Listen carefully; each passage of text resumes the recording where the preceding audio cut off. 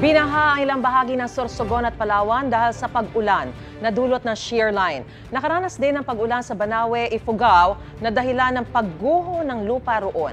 Narito po ang unang balita. Gumuho ang lupa mula sa bundok na yan sa bahagi ng Banawe-Mayoyaw Road sa Banawe, Ifugao.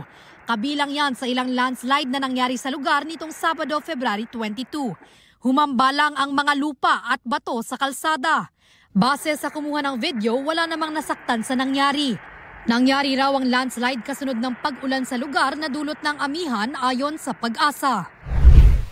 Naranasan naman ang pagbaha sa ilang bayan sa Sorsogon dahil sa ulan na dulot ng shear line. Sa bayan ng Bulan, pinasok na ng tubig ang mga bahay sa ilang barangay. May mga residenteng gumagamit na ng balsa para lang makatawid papunta sa kanilang pupuntahan. Pahirapan din ang pagdaan sa isang spillway sa bayan dahil sa pagbaha. Unti-unti namang humupa ang tubig kaya nakauwi na ang halos 200 pamilyang inilikas dahil sa baha. Nakaranas din ang pagbaha sa bayan ng Brooks Point sa Palawan. Dahil yan sa matinding pag-ulan doon ayon sa Municipal Disaster Risk Reduction and Management Office. Umapaw ang mga ilog sa bayan kaya binaha ang 11 barangay. Mahigit 200 pamilya ang inilikas. Nananatili sila sa evacuation center.